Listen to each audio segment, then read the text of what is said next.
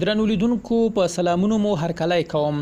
په کندهار ولایت کې 12 وسلوالو طالبانو ته مرګ ژوبله اوښتې ده. د ولسي امنیت 03 ډلې یا کتې ځانګړو ځواکونو تېره شپه د هوایي ځواک په ملتیا د کندهار ښار په 5مه اویجا یا ناحیه او ډنډ ولسوالۍ کلچ آباد کلي او نورو سیمو کې ځمکنی چانیز اپریشن ترسره کړی دی چې په اپریشن کې د ځانګړو ځواکونو لخوا په وسلوالو طالبانو باندې د سپکو درندو وسلو هاوان او هوایي ګزارونه ترسره شوي چې په پایله کې 8 وسلوال طالبان وژل شوي او د یو ناڅرګند وسلوال په ګډون 15 وسلوال طالبان مرګوني ټپیان شوي دي.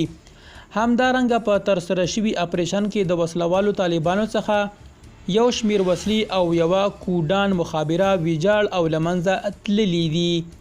تېره شپه د ولسي امنیت ځانګړو ځواکونو 02 ډلې یا کتې له وسلوالو طالبانو د لغمان بادپخ ولسوالۍ بیرته نیولې او د ولسوالۍ ودانۍ په بشپړ ډول اوس د ځانګړو ځواکونو په واک کې ده. تېره شپه ختیځ کې د ولسي امنیت 02 ډلې یا کتې ځانګړو ځواکونو د لغمان بادپخ ولسوالۍ د بیرته نیولو په موخه د طالبانو پر بټ اپریشن ترسره کړی. د لومړنیو معلوماتو له مخې په اپریشن کې 9 طالبان وژل شوي او ناڅرګند شمیر یې ټپیان دي.